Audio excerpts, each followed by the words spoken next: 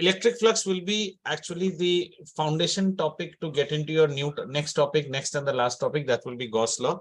So electric flux को शुरू करने से पहले first we will take some knowledge about area vector, क्योंकि इसके बिना आप नहीं समझ पाएंगे. Knowledge about area vector.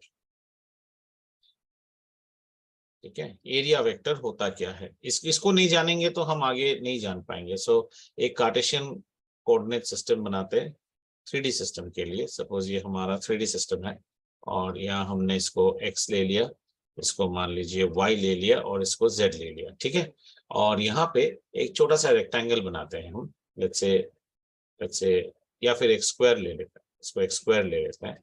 ठीक है, और स्क्वायर को नेम कर लेते हैं. लेट्स से ये है हमारा AB और ये है हमारा C और इसको हम D ले लेते हैं. Let's say each side measures AA. ठीक है, ये समझ में आया बेटा? AA. तो जो एरिया का डेफिनेशन जिसको हम एरिया वेक्टर कहते हैं ना, area is known as area vector. तो एरिया का डेफिनेशन होता है, अब एरिया क्या बोलोगे आप इसका? आप बोलोगे A into A square. That is the prelim knowledge of area that you are carrying. But here we will go by the area vector concept. Area vector का मतलब होता है AB क्रॉस BC. ठीक है, AB क्रॉस BC कैसा है बेटा? देख, AB क्रॉस BC. ठीक है, AB क्रॉस BC करेंगे तो क्या लिखते हैं हम लिखते हैं modulus of AB multiplied by modulus of BC multiplied by sine of the angle between them. इनके बीच में साइन कितना होगा? साइन 90 होगा. देखो AB और BC, क्योंकि AB हमारा किस प्लेन में है? X में है. BC किस में है? BC Y में है, तो साइन 90 होगा. तो अब इसको वैल्यू निकालते हैं. This is equal to A into A. Sine 90 की वैल्यू कितनी होती है बेटा? साइन 0 साइन 90 1 होती है. तो ये हमारा हो गया A स्क्वायर. लेकिन ये एरिया वेक्टर है, तो क्रॉस प्रोडक्ट का आपको कैसे पता था? क्रॉस प्रोडक्ट आपको पता है ना, याद है? क्रॉस प्रोडक्ट क्या होता है? Two vectors A cross B will always give you a vector C. इसमें जो आउटपुट आता है वो हमेशा वेक्टर होता है. और इसका डायरेक्शन कैसा रहता है? इसका डायरेक्शन होगा perpendicular to plane, perpendicular to plane containing both, containing both A and B. ये हमने लास्ट ईयर फिजिक्स में देखा था. तो अभी बताओ तो यहाँ पे कौन सा प्लेन आ जाएगा? आपने AB लिया, BC लिया. AB क्रॉस BC एक ऐसा वेक्टर होगा जो कि परपेंडिकुलर होगा AB को भी और BC को भी. तो कौन सा प्लेन के साथ जाएगा वो?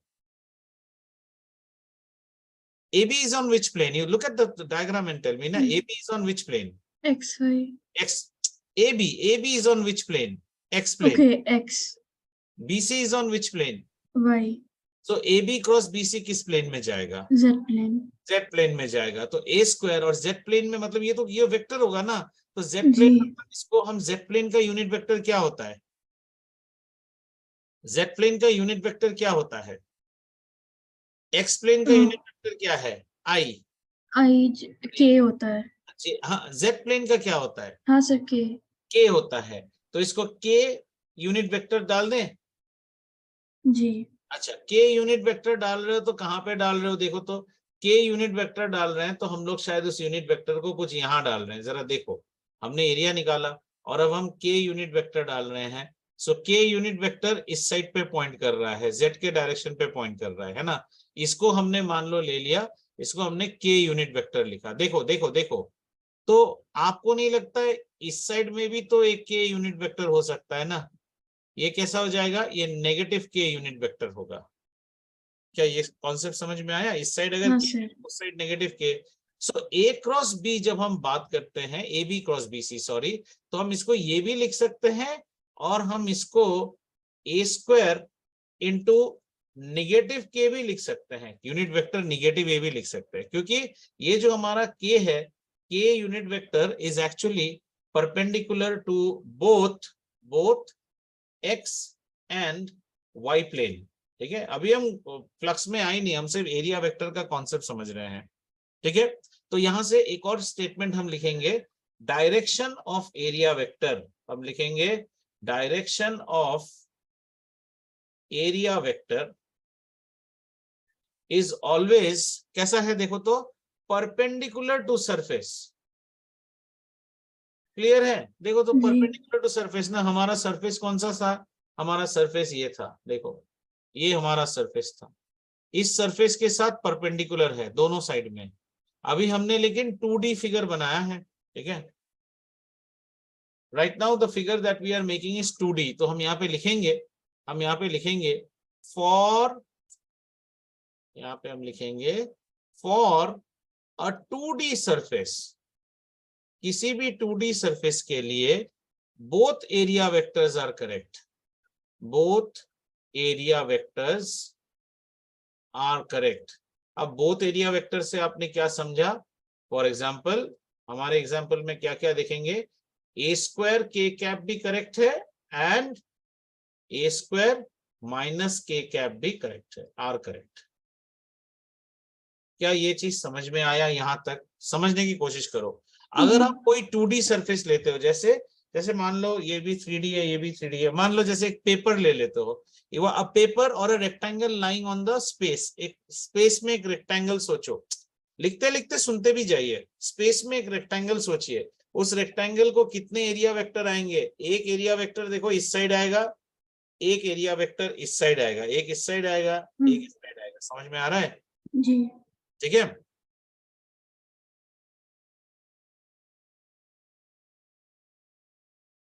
ठीक है।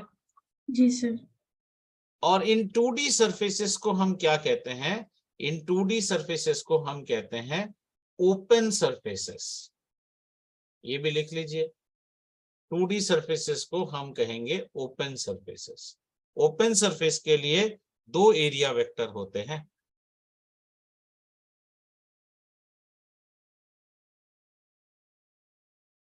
सो for open surfaces both area vectors are correct. ठीक है, जरा एक और इलस्ट्रेशन देखते हैं, ये आप ही बताइए मुझे क्या होगा क्या नहीं होगा। ठीक है, मान लो एक बार और एक कोऑर्डिनेट सिस्टम ड्रॉ करते हैं।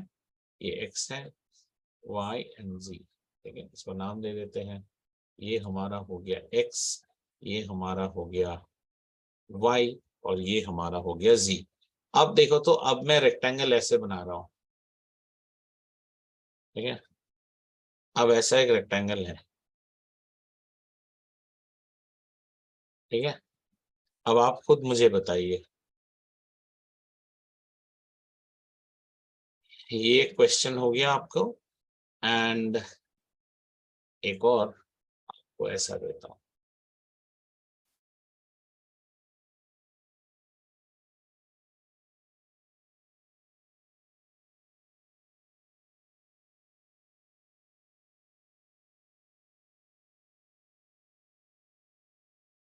ठीक?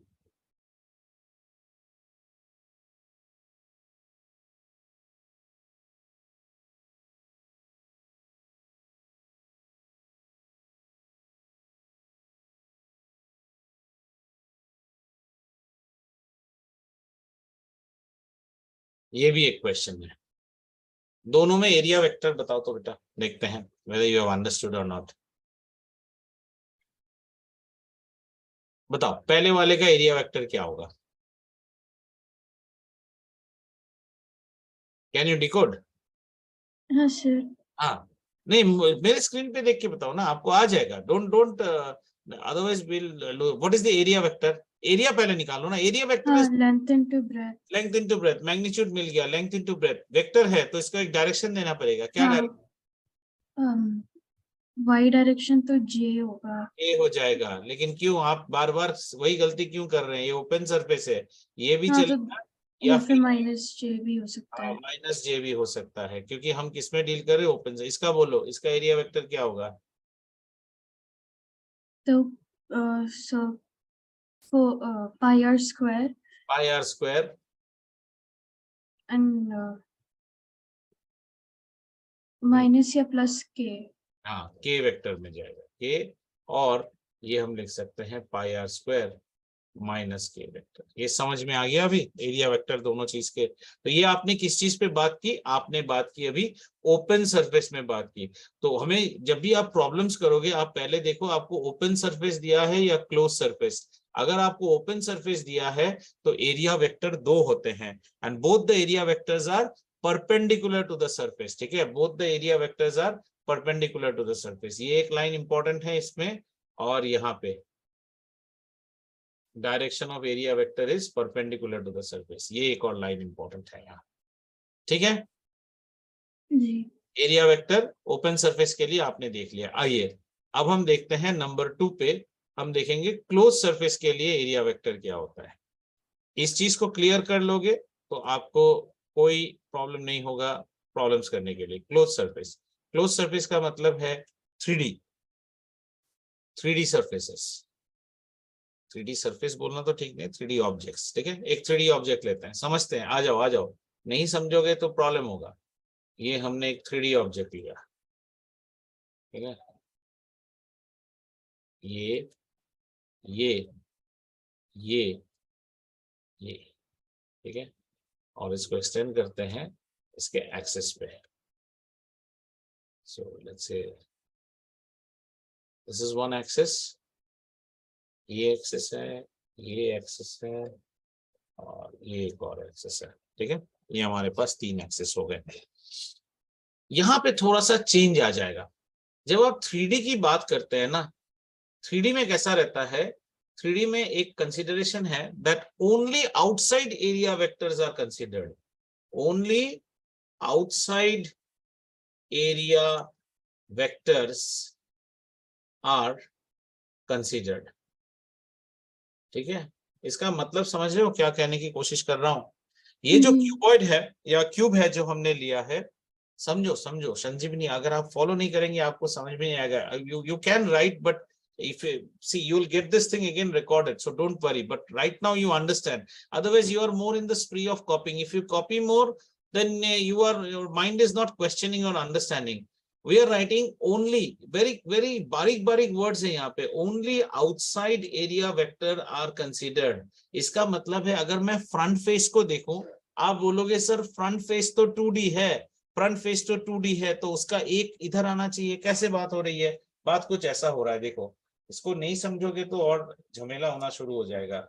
Let's say this is a 3D surface, ये 3D सरफेस है, इसका फ्रंट फेस जो है इसका एरिया वेक्टर एक तो ऐसे बाहर आएगा, इस फेस के लिए एक अंदर भी तो एरिया वेक्टर आएगा ना, हाँ वो कंसीडर नहीं करते हैं 3D में।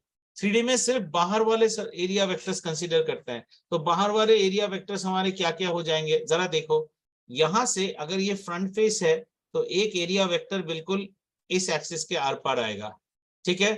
पीछे वाले सरफेस के लिए एक और एरिया वेक्टर इसी तरह बाहर की तरफ जाएगा। प्लीज अंडरस्टैंड, अंदर की तरफ कुछ नहीं है, बाहर वाले सरफेस से एक एरिया वेक्टर इस साइड आएगा, ये राइट हैंड साइड से। लेफ्ट हैंड साइड वाले से एक और एरिया वेक्टर इस साइड आएगा। ऊपर वाले से एक एरिया वेक्टर ऊपर की तरफ जाएगा, नीचे वाले से एक एरिया वेक्टर नीचे की तरफ जाएगा। बताओ एक क्यूब के कितने फेस होते हैं सर, 1 2 3 4 और 5 6, तो 6 एरिया वेक्टर्स आपको आएंगे। These are the area vectors. Please do not draw area vectors inside. ये एक एरिया वेक्टर हो गया, ये एक एरिया वेक्टर हो गया, ये एक हो गया, ये एक, ये एक, एंड ये एक। समझ में आया आपको। Only outside area vectors are considered, सिर्फ बाहर के एरिया वेक्टर्स को हम कंसीडर करते हैं, अंदर के एरिया वेक्टर्स को कंसीडर नहीं करते हैं। जी तो यहां भी वही लाइन आ जाएगी, एरिया वेक्टर, ये भी लिख लीजिए, area vector is perpendicular to the surface, this is perpendicular to the surface, but only outside vector is considered, vector is considered, ठीक है। कुछ एग्जांपल्स देखते हैं, आ जाओ। जैसे मान लीजिए हमारे पास एक सिलेंडर है, अब आप खुद बोलो, नहीं तो यार तुम खाली कॉपी करने में बिजी हो, तुम्हें इन्वॉल्व करूंगा तब तुम आंसर दोगे। इस सिलेंडर का क्या क्या एरिया वेक्टर दिखता है आपको। सर 2 सर्कुलर सरफेसेस और एक कर्व्ड सरफेस। इसमें कैसे कैसे एरिया वेक्टर दिखेंगे, यहाँ आपको क्या क्या दिख रहा है, एक सर्कुलर सरफेस, एक और सर्कुलर सरफेस, तो हर एक सर्कुलर सरफेस से निकलेगा एक एरिया वेक्टर। कैसा रहेगा, एरिया वेक्टर बोले तो always perpendicular to the surface, एक यहाँ एक यहाँ। और कर्व सरफेसेस से कैसे निकलेंगे? रेडियली निकलेगा बाहर, इधर भी निकल सकता है, इधर भी निकल सकता है ना, जी रेडियली बाहर जाएगा, यहां से निकल सकता है। हम सिर्फ दो देख रहे हैं अभी, यहां से रेडियली बाहर आ सकता है। तो ये भी हमारे हो गए एरिया वेक्टर्स, एक, दो, ये और ये। ठीक है, ये था हमारा सिलेंडर। स्फीयर में देखने की कोशिश करते आओ, स्फीयर में कैसा रहेगा बेटा? सर, स्फीयर इसके पूरे सरफेस से कहीं से भी कहीं निकल से भी सकता आएगा, है, तो सारे एरिया वेक्टर्स कैसे आएंगे? सारे एरिया वेक्टर्स हमारे आउटवर्ड रेडियली डायरेक्शन बाहर में। आना शुरू करेंगे, ऐसे ऐसे अलग अलग कलर से करते हैं। ऐसे आएगा, ऐसे बाहर आएगा, ऐसे बाहर जाएगा, ठीक है। अगर हम स्फीयर को देखने की कोशिश करें, स्फीयर हमारा कुछ इस प्रकार है। ठीक है, एरिया वेक्टर ही समझना पड़ता है, एरिया वेक्टर समझ में आ गया, अभी फ्लक्स आपको इजी हो जाएगा। तो let's have a quick recap of whatever we discuss two things, that area is a area vector because it is a vector product, cross product होता है। और क्रॉस प्रोडक्ट कैसा रहता है? A cross B will always give us a vector C whose direction will be perpendicular to the plane containing both a and b। तो जब हम 2D की बात करते हैं तो उसमें कैसा रहता है, जो थर्ड एक्सिस जिसको आपने अभी कंसीडर ही नहीं किया था अपने 2D में, उसमें आपका एरिया वेक्टर जाएगा, उसमें पॉजिटिव साइड में भी जा सकता है, नेगेटिव में भी जा सकता है। पर जब हम बेटा 3D की बात करेंगे, हम सिर्फ आउटर सरफेस पे परपेंडिकुलर वाला लेंगे, अंदर की तरफ कोई एरिया वेक्टर नहीं जाती है। और एक चीज हमने क्या सीखा? हमने ये सीखा कि एरिया वेक्टर उस सतह के साथ, उस सरफेस के साथ हमेशा परपेंडिकुलर होता है। एरिया वेक्टर कैसा होता है? उस सरफेस के साथ हमेशा परपेंडिकुलर होता है। क्लियर? इतना तक चीज क्लियर हो गया? तो ये हमारा था पहला डिस्कशन का टॉपिक आज, नॉलेज अबाउट एरिया वेक्टर। ये फिर हमने क्लोज सरफेस की बात की, एंड जिसको हम 3D सरफेसेस कहते हैं, और ओपन सरफेस की भी हमने बात कर ली। ठीक है, इसके बाद हम चलते हैं फ्लक्स के डेफिनेशन पे। चलो आ जाओ, ये हमारा टॉपिक नंबर 3, और यहां हम बात करेंगे इलेक्ट्रिक फ्लक्स की।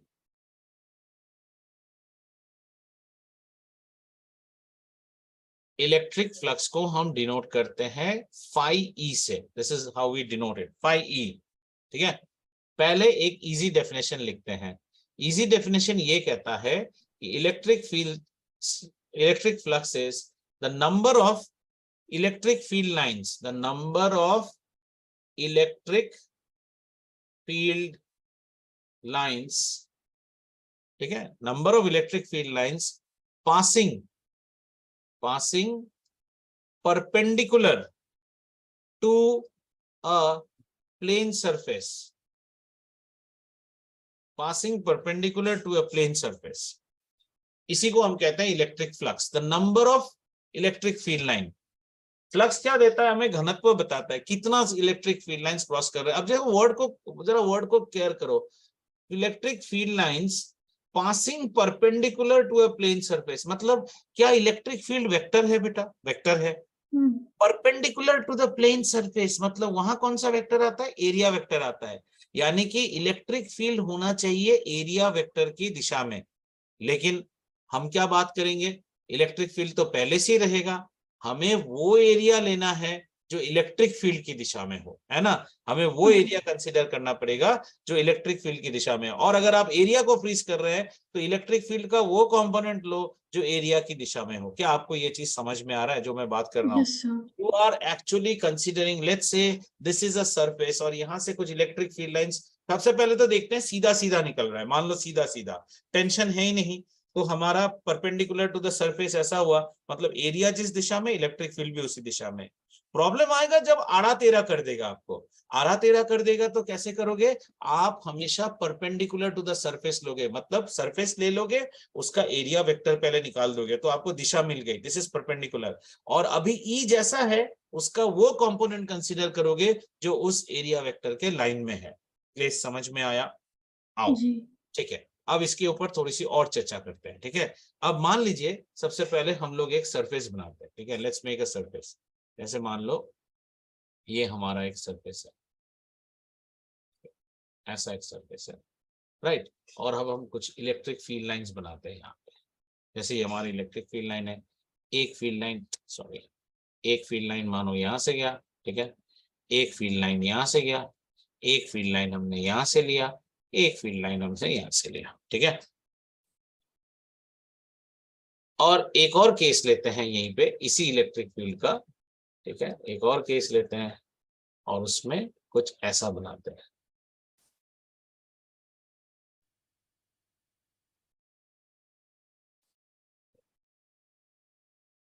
आ जाओ, ये देखते हैं, यहाँ इलेक्ट्रिक फील्ड हमारी ऐसे जा रही है,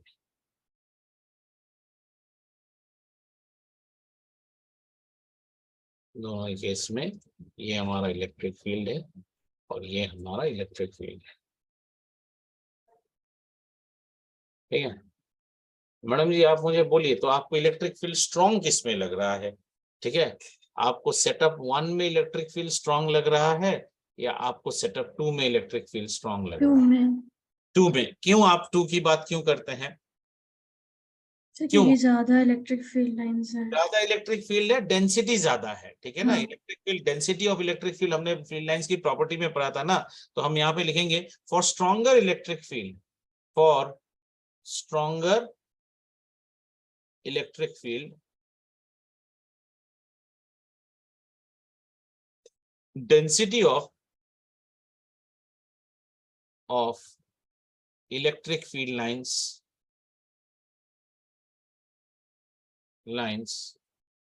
increases, ठीक है। और जैसे ही इलेक्ट्रिक फील्ड लाइंस इंक्रीज हो गया तो आपका क्या हो जाएगा, phi E ऑल्सो इंक्रीजेस। क्या ये आपको समझ में आया? जी। Just 1 minute, huh? Just give me a minute. Hello.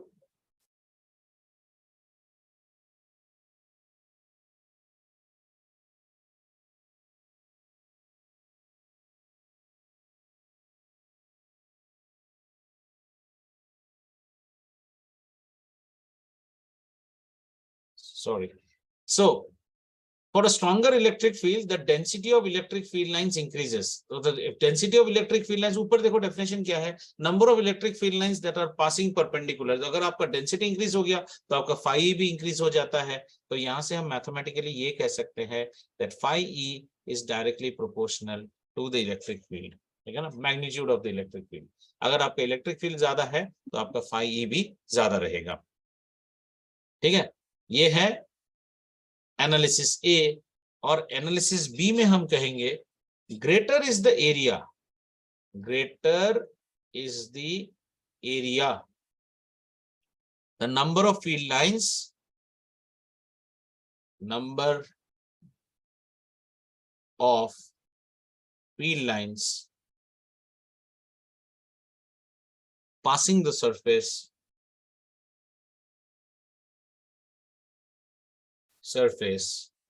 also increases, ठीक है। ये स्टेटमेंट समझ में आया? अगर आप एरिया को बढ़ाओगे तो नंबर ऑफ फील्ड लाइंस जो है वो भी बढ़ेगा। जैसे फॉर एग्जांपल मान लीजिए आप एरिया बढ़ा कर देते हो, ऑब्वियसली छोटे से एरिया से छोटे फील्ड लाइन जाएंगे। ये एरिया, ये छोटा एरिया है, ठीक है। अब इसमें इलेक्ट्रिक फील्ड देखो कैसा जा रहा है, इससे शायद एक ही इलेक्ट्रिक फील्ड जा पा रहा है, नंबर ऑफ फील्ड लाइंस। इससे कितने इलेक्ट्रिक फील्ड लाइंस क्रॉस कर गए? 3 इलेक्ट्रिक फील्ड लाइंस क्रॉस कर गए।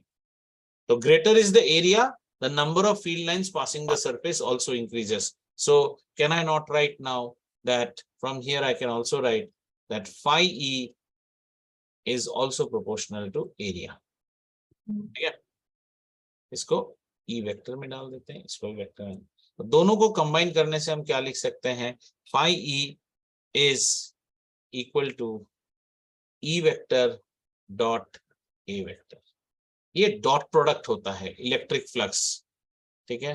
दिस इज अ स्केलर और ये क्या है, ये है हमारा डॉट प्रोडक्ट, दो वेक्टर के बीच का डॉट प्रोडक्ट। और इसको अगर सॉल्व करें तो क्या आना चाहिए, E vector cross A vector, sorry E vector into A vectors magnitude into cosine of the angle between them, where theta is the angle between E and A. ठीक है, ये डॉट प्रोडक्ट होता है, तो इसका कोई भी किसी भी तरह का डायरेक्शन नहीं होगा, ये वेक्टर नहीं है, ये स्केलर है, ठीक है।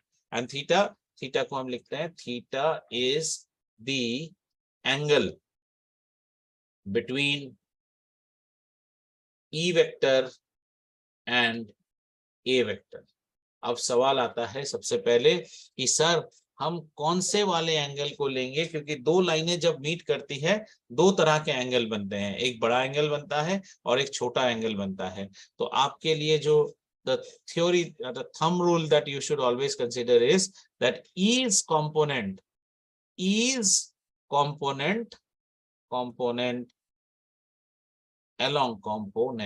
along A vector is to be considered। फिर मान लो तुम ये भूल गए बेटा, तो आपको डेफिनेशन याद करो, number of electric field lines that are passing perpendicular to the surface. तो सबसे पहले सरफेस को फिक्स करो, सरफेस को फिक्स करते ही क्या मिल जाएगा, सरफेस का एरिया वेक्टर मिल जाएगा। सरफेस का एरिया वेक्टर हमेशा सरफेस को परपेंडिकुलर ही होगा, तो आप क्या करो, वो आपका मार्गदर्शक बन जाएगा, that will be your torch bearer. उस डायरेक्शन के इलेक्ट्रिक फील्ड को कंसीडर करो। सर अगर दोनों डायरेक्शन एक ही दिया है, बहुत अच्छा, cos 0 = 1 ले लेना, और अगर इंक्लिनेशन दिया है तो फिर आप अपना एंगल ले लेना। जैसे यहाँ पे एक आपके लिए एक एनालिसिस करके दिखाते हैं। जैसे मान लो हमारे पास ऐसा है, कैसा, मान लो we are having surface which is ऐसा सरफेस है, say the surface is like this, ऐसा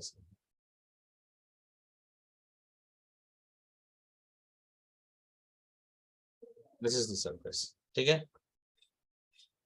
अब ये सरफेस में जरा एरिया वेक्टर को देखो तो कैसा रहेगा संजीवनी, एरिया वेक्टर कहीं ना कहीं इस दिशा से परपेंडिकुलर होना है ना, तो ऐसा रहेगा, और नहीं तो थोड़ा इसको परपेंडिकुलर बनाने के लिए कैसे दिखाऊं, this is the area vector which is perpendicular to this surface. Clear है, area vector is perpendicular, okay, ताकि आपको समझ में आए, this is your area vector which is perpendicular. अब आप क्या करो, अब हम इसमें ई वेक्टर को कंसीडर करते हैं। मान लीजिए हमारे ई वेक्टर्स कुछ ऐसे जा रहे हैं, ये ई है, ये ई है, ये सब ई जा रहा है, समझ में आ रहा है। E is not along the direction, अभी दरवाजा जैसे खुला है ना, इसको दरवाजा खुला जैसा सोच लो, ई सीधा सीधा जा रहा है, ये हमारे ई वेक्टर्स है, ये ई वेक्टर है। और ई वेक्टर की एंगल मान लो हमारे यहाँ पे अभी कितना है, ये थीटा है। तो हमें कौन सा कंपोनेंट कंसीडर करना पड़ेगा, अब ई को स्प्लिट कर बेटा, ई को स्प्लिट करे तो कैसे स्प्लिट करेंगे, एक ई हमारा इस दिशा में जाएगा, है ना, और एक ई हमारा इस दिशा में जाएगा। बात समझ में आ रहा है बेटा? सोचो, और जो इसके दिशा में जाएगा वो कहलाएगा ई कॉस थीटा, और यहाँ पे जो जाएगा वो हो जाएगा ई साइन थीटा। तो अब आप यहां से क्या करो, ये स्टेटमेंट को वेरीफाई करना शुरू करो, E's component along A is to be considered and that component is nothing but E cos theta। E cos theta, जैसे आप वर्क डन करते थे ना क्लास 9 में, work done is equal to F S cos theta, consider the force component which is along the displacement, क्योंकि work जब करते थे हम कैसे करते थे, वो हमेशा displacement is along the direction of force, तो आप वो फोर्स लो जो डिस्प्लेसमेंट के डायरेक्शन में। यहाँ क्या करेंगे हम, वो ई लोगे जो ए के डायरेक्शन में रहेगा, समझ में आया, वो ई लोगे जो ए के डायरेक्शन में। तो जैसे आपको पहले सरफेस मिला, आप सबसे पहले सरफेस को फ्रीज कीजिए, सरफेस के ए वेक्टर को फ्रीज कीजिए, वो आपको 90 डिग्री दे देगा, और जैसे ही 90 डिग्री मिल गया तो आपको ये जो ए वेक्टर है ना, इसको एक और लाइन लिख लेते हैं यहाँ पे, तो और समझ में, ये कैसा है, ये है नॉर्मल टू सरफेस, ठीक है, ये नॉर्मल टू सरफेस है बस। और फिर इस सरफेस के मुताबिक जो ई कॉस थीटा जा रहा है वो हम लेना शुरू करते हैं, ठीक है। अब बात आती है कि अब एक और सवाल यहाँ पे आ जाता है संजीवनी, सर थोड़ी देर पहले आपने ये भी कहा था कि एरिया वेक्टर जो होती है ना, एरिया वेक्टर 2D सरफेस के लिए दो एरिया वेक्टर होती है, एक सामने तरफ में आती है, एक पीछे तरफ में भी आती है, ये भी तो एरिया वेक्टर है, ये भी तो एरिया वेक्टर है ए, है ना, लेकिन ये नेगेटिव एरिया वेक्टर है। तो सर मैं कौन सी एरिया वेक्टर कंसीडर करूं, अब समझ में आ रहा है ना, पहले तो तुम्हें एरिया वेक्टर कंसीडर करना है, तो हम यहाँ पे कहते हैं, यहाँ पे एक और लाइन लिख लो, यहाँ पे हम लिखेंगे फॉर ए 2D सरफेस, अगर आप 2D सरफेस की बात कर रहे हैं, for a 2D surface consider, ठीक है, और ओपन सरफेस लिख लेते हैं, open surface, we will write that choose the area vector, choose the area vector that is along the electric field, that is along the electric field.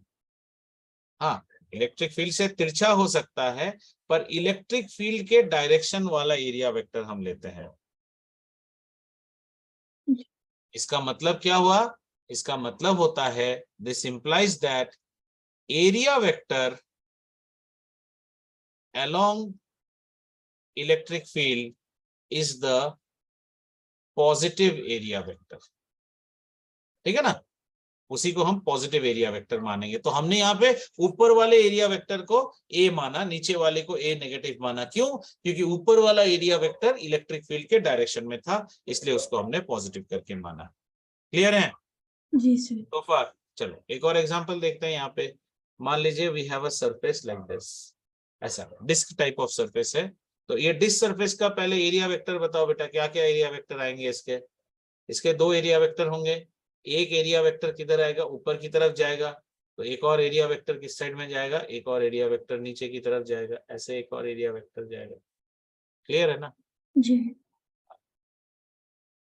ये हो गया, ठीक है। तो इसको अभी हम किसको पॉजिटिव पकड़ेंगे? पता नहीं अभी भी। क्यों पता नहीं? क्योंकि सर ई का डायरेक्शन आपने नहीं दिया है। तो चलो ई का डायरेक्शन दे देते हैं। ई का डायरेक्शन देते ही हमें पता चलेगा किसको पॉजिटिव। अब हमने ई को इस डायरेक्शन से पास करवाया।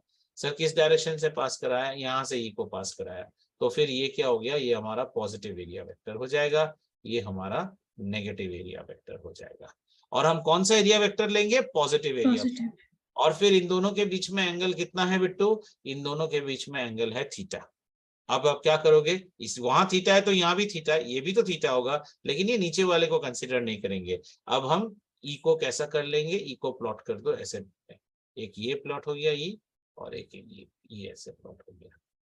अब आपको क्लियर आया? ये हो गया ई कॉस थीटा और ये हो गया ई साइन थीटा। तो आपका फ्लक्स क्या होता है? Flux is always equal to E A cos theta, यानी कि हम इसको लिखते हैं E vector dot A vector. यही है आपका फ्लक्स। क्लियर हुआ कि नहीं यहां तक? जी। हाँ, अभी सब क्लियर है, फिर खाके बैठ जाएंगे, टेरा हो गया writing. By the next week we will forget everything, right? Let me write it again. Doesn't look good. So this is flux E is equal to E A cos of theta. So that is equal to E vector dot A vector. This is flux E. अब इतना पढ़ लिया तो unit भी आएगा इसका, unit of flux. Flux की unit क्या है? और एसआई यूनिट की बात करेंगे। तो एसआई यूनिट लिख लो। इलेक्ट्रिक फील्ड का एसआई यूनिट क्या होता है बेटा? Newton coulomb -1, force experience by a unit charge. So it will be newton coulomb -1 multiplied by area which is metre square. तो हम इसे लिख सकते हैं n m square c -1।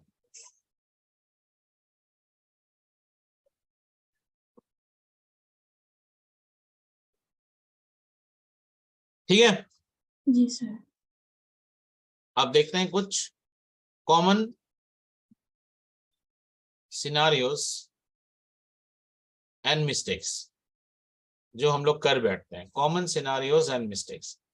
Gauss law से भी ज्यादा इस चीज को समझना चाहिए। अगर आपको सरफेस कंसिडर करना आ गया तो आप सब करेक्ट कर रहे हो। कॉमन सिनारियोस एंड मिस्टेक्स, आओ देखते हैं क्या कॉमन सिनारियो और क्या कॉमन मिस्टेक्स हम करते हैं। जैसे मान लो एक सरफेस ले लो ऐसे,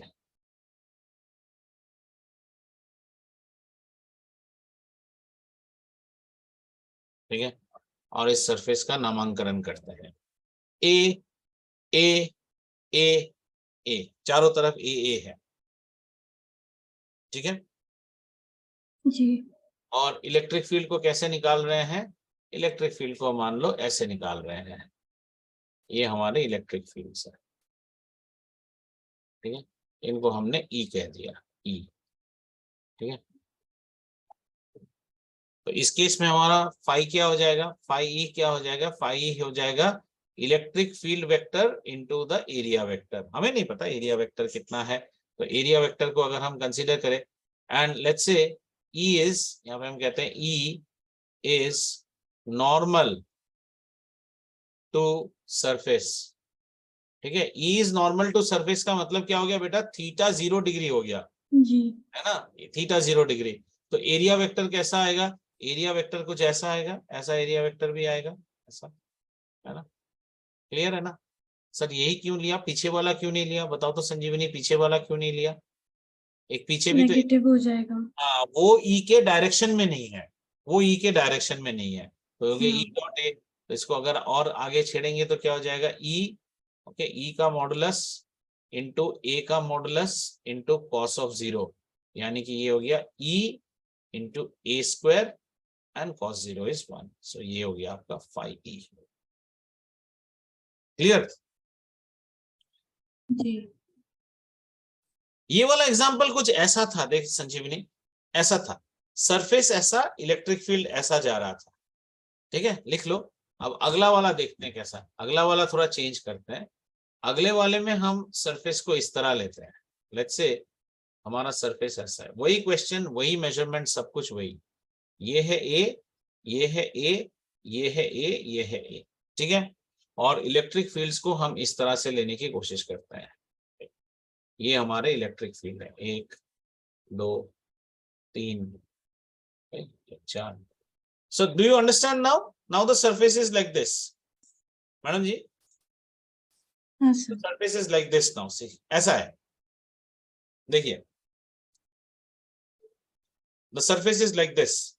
ये देखिए, जब तक नहीं देखेगी नहीं समझेगी। सरफेस ऐसा है, इलेक्ट्रिक फील्ड ऐसा जा रहा है, सरफेस को छू छू के जा रहा है। पहले सरफेस ऐसा था, इलेक्ट्रिक फील्ड ऐसा जा रहा था, अब सरफेस ऐसा है, इलेक्ट्रिक फील्ड ऐसा जा रहा है। ठीक है, क्या तुम अब मुझे बोल सकते हो एरिया वेक्टर कैसा रहेगा। सर इसका एरिया वेक्टर तो इस तरफ में एक आएगा, कौन सा एरिया वेक्टर मैं लूं, एक एरिया वेक्टर सर इस तरफ में जाएगा और एक एरिया वेक्टर, तो ये एरिया वेक्टर का और इसके बीच में देखो, ये इसका एरिया वेक्टर है। क्या तुम्हें नहीं लगता है कि ये एंगल 90 डिग्री होगा अभी, हाँ सर। ये 90 डिग्री होगा ना। तो यहाँ भैया फ्लक्स कैलकुलेट करते सावधान हो जाना, यहाँ फ्लक्स हो जाएगा ई डॉट ए, जो कि हो जाएगा ई का मॉडुलस, ए का मॉडुलस, और हो जाएगा कॉस ऑफ 90 डिग्री, यानी कि यहाँ फ्लक्स 0 हो जाएगा। तो फ्लक्स कैसा रहता है, 90 डिग्री पे 0, फिर फ्लक्स बढ़ना शुरू करता है, ई जैसे जैसे ए के साइड में आता है, और जब ए के साथ हो जाता है मैक्सिमम फ्लक्स होगा, और फिर जैसे हट जाएगा फ्लक्स कम होना शुरू हो जाता है, मैक्सिमम फ्लक्स। जरा इसको ऐसे सोचो ना, मान लो एक प्रोजेक्टर से बीम बाहर आ रहा है और तुम उसके सामने एक पेपर एकदम सामने रख देते हो, तो मैक्सिमम इंसिडेंट होगा बीम पेपर पे, जी, मैक्सिमम फ्लक्स। पेपर को घुमाते जाओ घुमाते जाओ घुमाते जाओ, पेपर पे इंसिडेंस कम होता जाएगा, और पेपर को बीम के लाइन में ले आओ, फिर कुछ भी इंसिडेंस नहीं है, फिर हाँ सर। जैसे ही घूमेगा तो मैक्सिमम आएगा। क्लियर है ये। तो जी, फॉर ए 2D सरफेस हम इसको ऐसे चूज करते हैं। अब मान लीजिए एक और प्रॉब्लम आपको दिखाते हैं, एक और प्रॉब्लम मतलब एक और सिनारियो, कॉमन मिस्टेक वाला सिनारियो पे। तो कॉमन मिस्टेक सिनारियो में ये हो गया हमारा सिनारियो ए, ये हो गया हमारा सिनारियो बी, और एक और सिनारियो देखते हैं, आ जाओ सिनारियो सी। सिनारियो सी कुछ इस प्रकार है कि हमारे पास एक इलिप्टिकल सरफेस है ऐसे, ठीक है, और इस इलिप्टिकल सरफेस पे एक एरिया वेक्टर बनाना पड़ेगा। तो हमने ये एरिया वेक्टर बनाया। सर इसको आप पॉजिटिव क्यों ले रहे हो, इसलिए कि हमारा इलेक्ट्रिक फील्ड ऐसे जा रहा है। तो किसको इलेक्ट्रिक फील्ड माने बेटा, ये है हमारा electric field E. Area vector कौन सा है, ये ए है। अब जो सवाल तुम्हें देगा ना, सवाल ऐसे दे रहा है, देखो द इलेक्ट्रिक फील्ड, सवाल ऐसे दे रहा है, is making an angle, electric field is making an angle, देखो interesting, electric field is making an angle of 30 degree with the axis. तुम्हें 30 डिग्री विद द एक्सिस दिया, तुम्हें कहता है कैलकुलेट द फ्लक्स, और तुम क्या करती हो, फ्लक्स फाई तुमने कैलकुलेट कर दिया, ई डॉट इंटू ए डॉट, और आपने ले लिया ई का एक मॉडुलस, और फिर आपने ए का मॉडुलस लिया, अब आप कॉस किसका लोगे वो मुझे बताओ।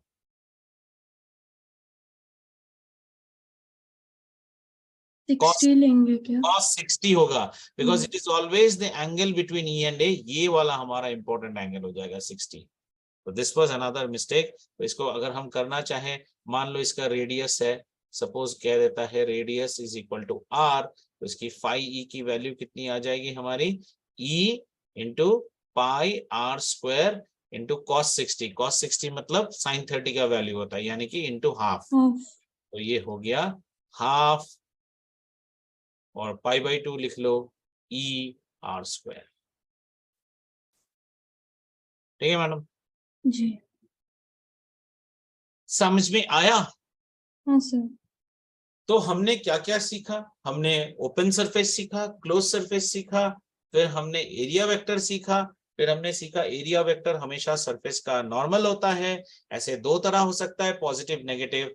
पॉजिटिव उसको चुनिएगा जो इलेक्ट्रिक फील्ड के डायरेक्शन में है, और एक बार वो एरिया वेक्टर आपने पक्का कर लिया तो इलेक्ट्रिक फील्ड का वो कंपोनेंट चुनिएगा जो उसके डायरेक्शन में। देखो दो चीज है, पहले इलेक्ट्रिक फील्ड वेक्टर के दिशा वाला एरिया वेक्टर पकड़ना है, पकड़ लिया, और फिर इलेक्ट्रिक फील्ड वेक्टर का वो कंपोनेंट पकड़ना है जो उस एरिया वेक्टर के साथ जा रहा है, बस काम खत्म हो गया, और डॉट प्रोडक्ट है। तो 2D सरफेस की कहानी तो यहाँ पे थोड़ा सा हम खत्म करते हैं, और आइए अब प्रवेश करते हैं 3D सरफेसेस में। यहाँ थोड़ी सी इंटरेस्टिंग हो जाएगी 3D सरफेस। 3D सरफेस शुरू करने से पहले what is the consideration is there in your mind, बताओ बेटा। 3D के लिए माइंड में कंसिडरेशन क्या था? एरिया वेक्टर हमेशा सरफेस का आउटसाइड। आउटसाइड होता है। तो अब सवाल ही पैदा नहीं होता है सर पॉजिटिव कौन सा होगा, नेगेटिव कौन सा होगा, क्योंकि अब तो एक ही एरिया वेक्टर है। अब तो एक ही एरिया वेक्टर है, अगर वो ई के दिशा में है तो पॉजिटिव है, अगर ई के दिशा में नहीं है तो वो नेगेटिव है ना। और पॉजिटिव नेगेटिव को ऐसे भी सोच सकती है, देख बेटा, अगर तू दोनों डायमेट्रिकली ऑपोजिट साइड देख रही है, एंटी पैरेलल, तो कॉस का वैल्यू कितना होगा, कॉस 180 हो जाएगा। कॉस 180 की वैल्यू जी। ऐसे भी -1 होती है, तो तेरा आंकड़ा हाँ। ऐसे भी नेगेटिव आएगा। अल्टीमेटली हमारा काम क्या है, हमें इलेक्ट्रिक फील्ड वो लेना है जो एरिया वेक्टर के दिशा में है। ठीक है, तो आओ इसको समझने के लिए एक छोटा सा इलस्ट्रेशन फिर लेते हैं। एक क्यूबॉइड बनाते हैं, पहले आ जाओ, एक क्यूबॉइड बनाते हैं, और ये मान लो हमारा क्यूबॉइड है, या क्यूब, क्यूब मान लो, क्यूबॉइड क्यों मान लो, क्यूब ही मानते हैं इसको, क्यूब मान लेते हैं। ये हमारा क्यूब है, और इसको थोड़ा सा डायरेक्शन भी दे देते हैं। डायरेक्शन कहाँ से देंगे, यहाँ पे एक एक्सिस ले लो, यहाँ पे एक एक्सिस ले लो, और यहाँ पे एक एक्सिस ले लो। ठीक है, इसको हमने x मान लिया, इसको हमने y मान लिया, इसको z मान लिया, और हर एक साइड को हम a मान लेते हैं। एज को हम a मान लेते हैं, edge is equal to a। ठीक है, कुछ इलेक्ट्रिक फील्ड्स के डायरेक्शन ले लेते हैं बेटा। ये इलेक्ट्रिक फील्ड का डायरेक्शन है, ये इलेक्ट्रिक फील्ड का डायरेक्शन है, आर पार कट करके जा रहा है। ये है हमारा इलेक्ट्रिक फील्ड ई। ठीक है, इसकी एनालिसिस करते हैं, चलो। सबसे पहले क्यूब में कितने फेसेस हैं, क्यूब हैज 6 फेसेस। क्लियर? जी। तो हमें कहता है find electric flux through each face. हर एक फेस से हमें इलेक्ट्रिक फ्लक्स निकालने को बोलता है। ठीक है ना, तो क्या करेंगे, एक एक फेस को नाम दे देते हैं। इसको हमने अगर 1 नाम दिया है तो इसको 2 नाम देते हैं। ठीक है, आ जाओ, सबसे पहले नंबर 1 फेस 1 से देखते हैं। फेस 1 में कैसा रहेगा जरा बोलो तो, इलेक्ट्रिक फ्लक्स आप ही बोलो। फाई ई थ्रू 1 कैसा रहेगा, ई इंटू ए स्क्वायर होगा एरिया। जी। कॉस कितना आएगा जरा बोलो तो, 1 के लिए 1 का एरिया वेक्टर किस साइड आएगा, ओनली आउटर वेक्टर्स रहता है। हाँ। 1 वाला फेस समझो कौन सा है, लेफ्ट वाला। हाँ सर। तो उसका एरिया वेक्टर किस साइड आएगा? Very simple Sanjeevani, why are you getting stuck in this? That's because you are listening less, writing more. Area vector for a 3D surface or a closed surface is always outside the surface. हाँ तो किधर आएगा? Sir outside one के side पे है। हाँ, वहां outside बोले तो क्या आप समझाइए ना, एक्सिस है, why is it difficult for you to explain orally? Parallel to X in the direction of negative X, can I say like that? Yes sir. हाँ, देन कॉस कितना हो जाएगा? इलेक्ट्रिक फील्ड कैसा जा रहा है? Parallel to X in the direction of positive X. क्या Sanjeevani, electric field कैसा जा, एरिया वेक्टर कैसा आएगा? ऐसा नहीं आएगा एरिया वेक्टर। जी हाँ, तो इतना घबरा क्यों रही है बेटी आज? ये एरिया वेक्टर है। इलेक्ट्रिक फील्ड कैसा जा रहा है तुम्हारा? इलेक्ट्रिक फील्ड इस दिशा में जा रहा है। दोनों के बीच में एंगल कितना है? 180 डिग्री। तो वो बोलने में इतना टाइम लग रहा है। cos ऑफ 180 डिग्री, इसका मतलब ये क्या आया? नेगेटिव ई स्क्वायर आया ना इसका वैल्यू। जी क्लियर है? अब आ जाओ फेस 2 के लिए, बताओ फेस 2 के लिए फाई E2। चलो ये आप बताओगे। इलेक्ट्रिक फील्ड है E, एरिया हो गया a स्क्वायर, कॉस कितना पकड़ूं? 0। cos 0 पकड़ूं तो इसकी वैल्यू कितनी आ गई? E square. क्योंकि इस केस में हमारा एरिया वेक्टर कैसा आएगा? इसको हमने नाम दिया एरिया वेक्टर A1 दिया इसको नाम A1। और A2 वाला वेक्टर कैसा आएगा? A2 वाला वेक्टर ऐसा आएगा, है कि नहीं? सोचो, ये है एरिया वेक्टर A2। अब जरा बाकी वाले फेसेस को देखते हैं, 3, 4, 5 और 6। ठीक है, तो आ जाओ फेस 3 पे। फेस 3 में कैसा रहेगा? फाई E3, जरा बोलो तो। E a स्क्वायर, कॉस क्या लिखूं? 90। हाँ 90, बोले तो कितना हो गया?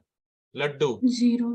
हाँ, फेस 4 के लिए क्या होगा? सर फाई, बाकी सारे फेसेस के लिए बाकी ये सारे 0। जीरो होंगे। Very good, that is the Sanjeevani, I know. यहाँ बीच बीच में तुमको ना दौड़ा पड़ता है।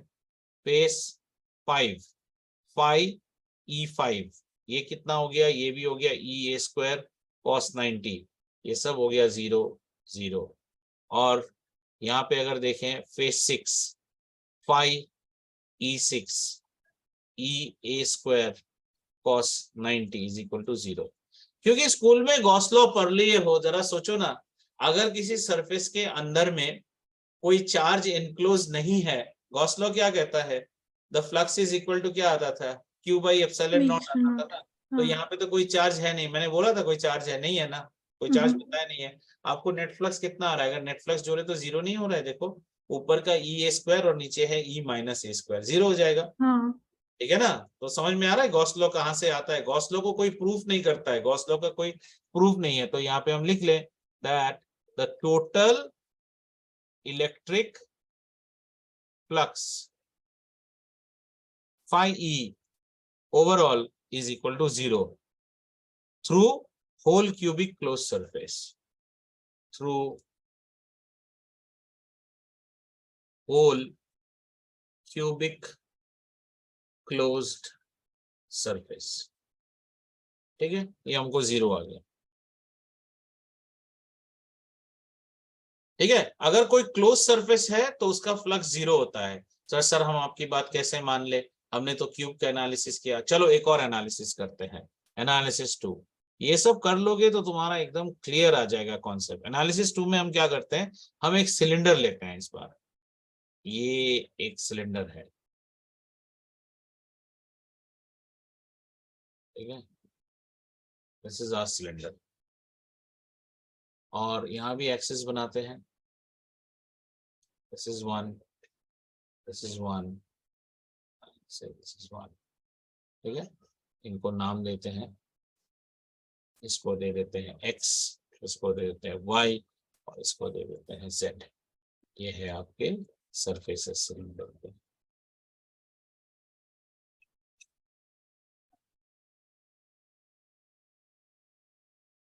इलेक्ट्रिक फील्ड कुछ ऐसा है। अब थोड़ा स्टाइल में लिखते हैं इलेक्ट्रिक फील्ड में। Electric field E is given by E not I cap. E not I cap मतलब समझा? Magnitude of the electric field is E not I cap, मतलब ये इलेक्ट्रिक फील्ड x पॉजिटिव की, ठीक है ना? हमें कोई निकालने कहता है, हमें दो सरफेस दिया है बेटा, एक सरफेस है 1 और एक सरफेस है 2, ठीक है। हमें कहता है find phi E, okay, find phi E through number 1 surface 1, number 2 surface 2 and number 3 हमें कहता है थ्रू कर्व सरफेस। देखो तो तुम खुद ही करने की कोशिश करो इसमें, ठीक है। आओ इसको करते हैं। सरफेस 1 होने से हम क्या करेंगे, जरा आ जाओ। सरफेस 1 में हमारा इलेक्ट्रिक फ्लक्स क्या हो जाएगा, बता बेटी। सरफेस 1 ये तो सॉलिड है, 3D है, सॉलिड है। हाँ सरफेस 1 के लिए उसका एरिया वेक्टर कैसा दिखेगा, उसका एरिया वेक्टर इस साइड बाहर आएगा, क्योंकि और कोई हाँ रास्ता सर, ही नहीं है। इलेक्ट्रिक फील्ड कैसा जा रहा है, उल्टी दिशा में जा रहा है। तो सरफेस 1 के हाँ लिए जी, हम लिखें, क्या लिखें, हम लिखते हैं इसकी हो गई ई, और फिर क्या लिखें, पायर एरिया स्क्वायर, ए, जो भी है पाई आर स्क्वायर हाँ ए इंटू कॉस ऑफ, क्या लिखेंगे, कॉस ऑफ हम 180, 180 डिग्री, यानी कि आपकी वैल्यू कितनी आई, माइनस ई ए पकड़ लो।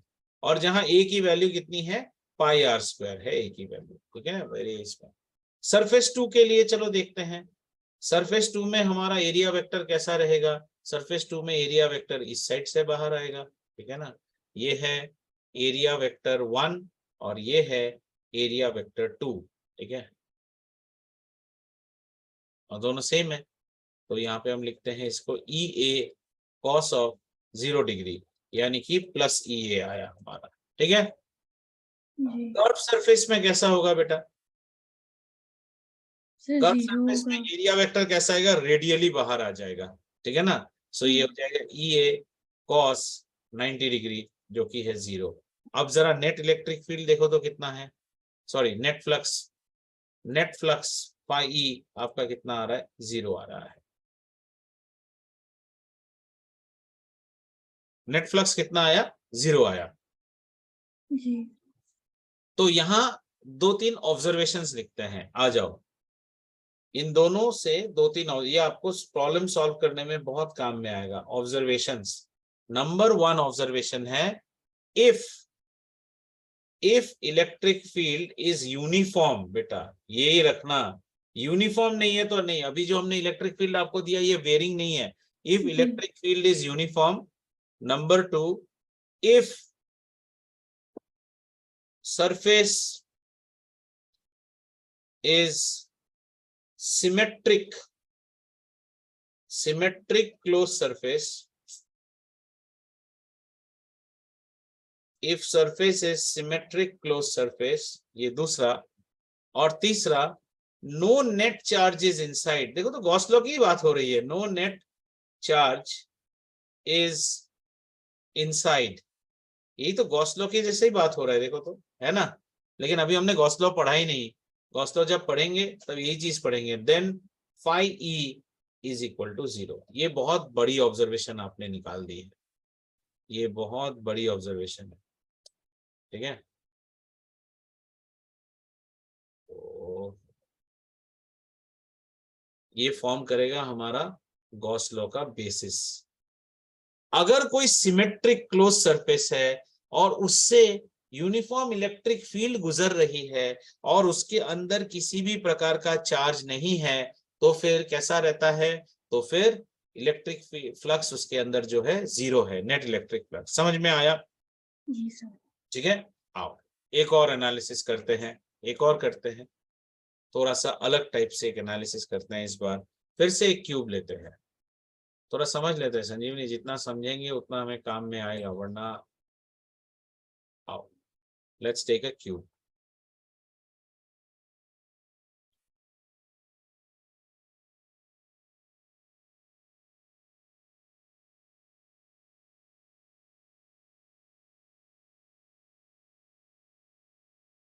इस बार थोड़ा डिजाइन चेंज करते हैं इसका।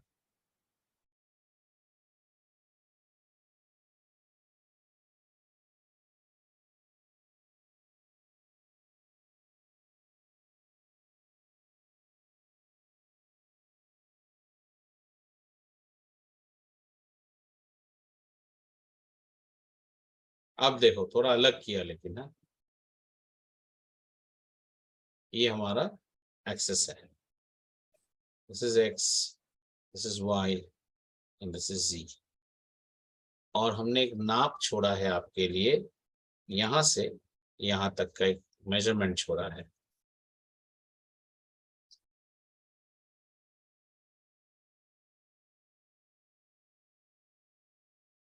ये मेजरमेंट है, this is x is equal to a, ये आपको एक मेजरमेंट छोड़ा, this is x equal to a।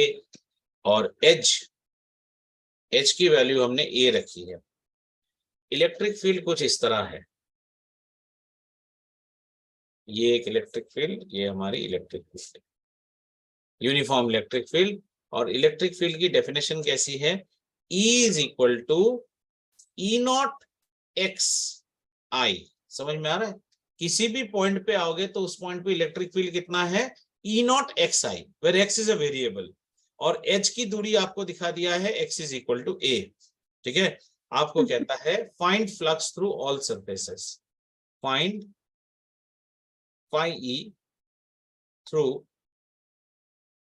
All surfaces, all 6 surfaces. ठीक है, तो थोड़ा सा नंबरिंग कर ले ऑल 3 सरफेसेस का। ये इसको 1 लिया तो इसको हमने 2 लिया, ठीक है, इसको 1 लिया और इसको 2 लिया। ऊपर वाले में हमने बाकियों को लिया ही नहीं था, जब बाकी को डाल देते हैं, इसको 3 डाल देते हैं, और ये इसको 3 डाला तो नीचे वाले को 4 डालते हैं, सामने वाले को 5 डालते हैं, तो पीछे वाले को 6 डाल देते हैं, पीछे वाला 6 है। ठीक है, उसी तरह यहाँ करते हैं, आ जाओ 1 और 2। आइए इसकी एनालिसिस करते हैं। फाई E1 बता बेटा, फाई E1 कितना होगा, आप बताओ, फाई E1 बताओ, संजीवनी बताइए, फाई E1 क्या होगा। ई डॉट ए कॉस थीटा, अभी कॉस थीटा कितनी है हमारी, कॉस ऑफ 180 डिग्री है, ठीक है ना। ए कितना है, ए हमारा हो जाएगा ए स्क्वायर, और ई की वैल्यू कितनी होगी,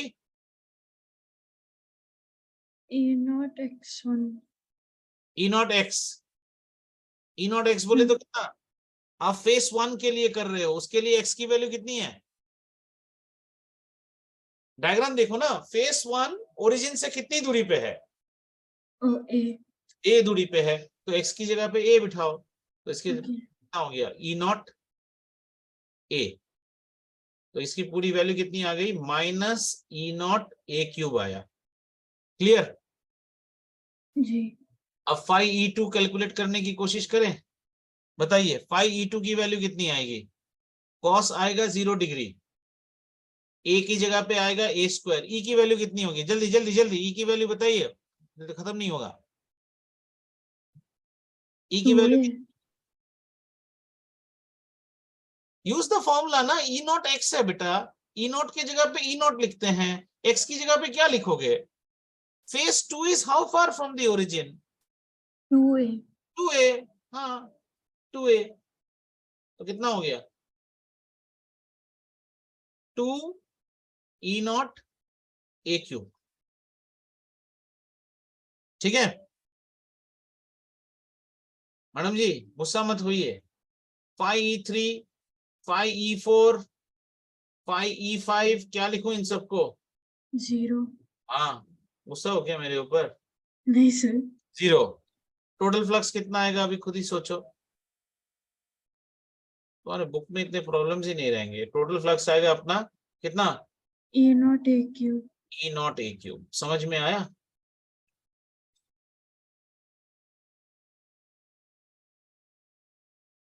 ई नॉट ए क्यूब, और यूनिट डाल दीजिए, न्यूटन मीटर स्क्वायर कूलम -1।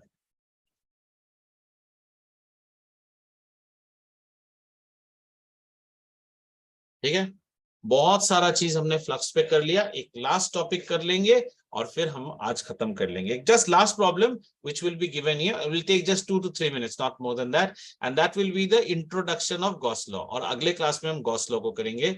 अब लास्ट चीज कर रहे हैं, एक प्रॉब्लम देखते हैं, problem that will lead to Gauss law। और हमने एक assumption किया था ना अभी अभी कि अगर आपका इलेक्ट्रिक फील्ड यूनिफॉर्म हो तो, अगर इलेक्ट्रिक फील्ड, ठीक है, मान लो हमारे पास एक स्फीयर दिया हुआ है, ये मेरे साथ कर तभी समझ में आएगा। ये हमारे पास एक स्फीयर दिया है, स्फीयर के बिल्कुल सेंटर पे एक प्लस क्यू चार्ज है। क्या है? एक प्लस क्यू चार्ज है। और स्फीयर की रेडियस कितनी है? स्फीयर की रेडियस है आर। ठीक है, स्फीयर की रेडियस है आर। तुमने स्कूल में गॉस लॉ पढ़ लिया है, तो इसका कितना आना चाहिए? Flux Q by epsilon not आना चाहिए। ठीक है ना? जी। गॉस लॉ क्या कहता है? That the electric flux for a solid or a surface that encloses a charge inside it is 1 by epsilon naught times the charge enclosed by it. So q by epsilon naught होना चाहिए। ठीक है, देखते हैं वो कैसा। हमें कोई कहता है find flux through the surface। इस बार क्वेश्चन है find flux through the surface। ठीक है, अब इसका फ्लक्स निकालना है। अब हमें इलेक्ट्रिक फील्ड वैसे क्लियर कट दिया नहीं है, एक चार्ज दे दिया है, अब सरफेस से हमें निकालना है। अब इलेक्ट्रिक फील्ड देखो, सरफेस में आर आर आर आर है, अलग अलग आर, अगर डिस्टेंस अलग अलग होगा तो अलग है, पर ये तो हम सरफेस में ही कर रहे हैं। तो इसको हम प्रोसीड करने के लिए हमें फिर कैलकुलस लेना पड़ेगा। मान लो हमने एक छोटा सा सरफेस ले लिया यहाँ पे, this is a small surface, और इस एलिमेंट को हम नाम क्या देते हैं? इस एलिमेंट को हम नाम देते हैं ds। ठीक है, and we write take a small element ds on the surface। अच्छा, ds का एरिया वेक्टर कैसा होगा? ठीक है, इसको थोड़ा ये अभी लिख दूंगा। तो ds का एरिया वेक्टर कैसा होगा जरा बताओ तो। सॉलिड है ये, ठीक है, क्लोज सरफेस है, ये ds है। ds का एरिया वेक्टर कैसा होगा? ds समझ रहे हो? फुटबॉल का थोड़ा सा हिस्सा, उसका एरिया वेक्टर कैसा होगा? रेडियली परपेंडिकुलरली आउटवर्ड होगा ना उसका। ओके। हाँ। क्लोज सरफेस है ना, अंदर की तरफ। बेटा आप क्यों इसमें बार बार why are you floating on this? I don't know. Area vector is always perpendicular to the surface. Suppose you have a surface, there can be two area vectors, but right now you are on 3D, so there cannot be any inside area vector. There can be तुम्हारा मुंह एक 3D surface है कि नहीं बताओ? तुम्हारे Yes, sir. Area vectors कैसे होंगे पता है? तुम्हारे मुंह में लोग तीर मारेंगे तो जैसे लिखा रहेगा ना, वो सब एरिया वेक्टर है। अंदर की तरफ कुछ नहीं है, सिर्फ बाहर की तरफ निकल रही है। ठीक है, तो इसका एरिया वेक्टर कैसा होगा? इसका एरिया वेक्टर यहां से बाहर आएगा, रेडियली बाहर आएगा। अगर मैं इसके जगह पे ds को यहां चुन लेता तो एरिया वेक्टर कैसा होता? तो एरिया वेक्टर इस साइड से बाहर आता। इसमें कौन सी क्या मुश्किल है इसको समझने के लिए? बच्चा बता तो, क्या मुश्किल है इसको समझना? इसका एरिया वेक्टर इस साइड पे आता है, एरिया वेक्टर रेडियली कहीं भी आप चुनो तो इसका एरिया। तो इस एरिया वेक्टर को एक छोटा नाम दे दें, ये अगर ds है तो ds का एरिया वेक्टर है dA। समझ में आया? जी। ठीक है, ऑन द सरफेस। और इसको आगे लिखते हैं whose area vector dA is perpendicular to ds। ds surface को परपेंडिकुलर है। और ये क्या है? ये है एक 3D क्लोज्ड सरफेस। ये 3D क्लोज सरफेस है जिसे हम स्फीयर कहते हैं। ये स्फीयर है बेटा, सर्कल नहीं है। ठीक है, तो जो डी फाई, जो छोटा वाला फ्लक्स होगा इस एलिमेंट के लिए, वो कैसा हो जाएगा? वो हो जाएगा ई डॉट डी ए। क्लियर है? ये हो गया ई डॉट डी ए। अब ई डॉट डी ए को कैलकुलेट करो। ई क्या होता है बेटा? 1/4 एप्सिलॉन नॉट। फिर क्या होता है? क्यू, के क्यू बाई आर स्क्वायर ना, क्यू बाई आर स्क्वायर। और डी ए हो गया, इसको क्या करेंगे? मल्टीप्लाई करेंगे किसके साथ? डी ए के मैग्नीट्यूड के साथ। और कॉस कितना होगा? बोलो कॉस, बोलो कॉस, कॉस बोलो। How is the electric field? How, what is the direction of electric field? अभी इलेक्ट्रिक फील्ड हमने दिया नहीं। Electric field at any point the direction is always given by the line joining the point and the charge, है ना? Electric field at any point is given by the line joining the. अब हम इस point पे electric field निकालना चाहते हैं तो कैसा रहेगा? इलेक्ट्रिक फील्ड को टेस्ट करने के लिए क्या लाओगे? पॉजिटिव चार्ज लाओगे, वो छिटक के बाहर नहीं जाएगा। इसी यहाँ इलेक्ट्रिक फील्ड देखेंगे तो कहाँ जाएगा? इधर जाएगा। कहीं भी देखो इलेक्ट्रिक फील्ड, यहाँ देखेंगे तो इस साइड पे जाएगा, सीधी सी बात। ठीक है, तो इसको हम इलेक्ट्रिक फील्ड लिख लें, this is our electric field, ये है हमारा ई वेक्टर, ये हमारा ई वेक्टर, यानी कि कॉस कितना होगा, कॉस जीरो नहीं होगा, 0.